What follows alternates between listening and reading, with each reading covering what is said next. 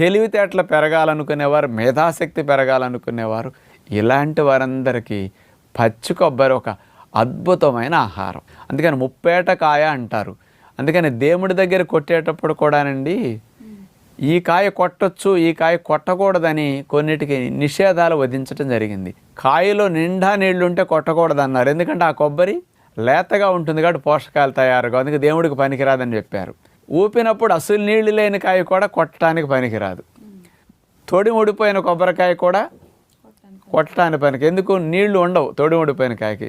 ఎండు కొబ్బరి తింటే దగ్గు వస్తుంది, డ్రైగా ఆయిల్ ఎక్కువ ఉండేసరికి కంఫర్ట్గా ఉండదు మనకి. అందుకని ముప్పేట కాయ చూడండి, మహానుభావులైన ఋషులు మనకి ఎన్ని డైరెక్షన్స్ ఇచ్చారో. తినేది ఏది, తినకూడదు ఏది అంటే దేవుడికి పనికిరాదంటే అర్థం ఏంటి? దాన్ని కొడితే మనం తింటాం కాబట్టి మనకు లాభం లేనిది, నష్టం కలిగించే తినకూడదు కాబట్టి నీళ్లు 3 వంతులున్న కాయ ఊపినప్పుడు ఎట్లా ఉంటుంది అది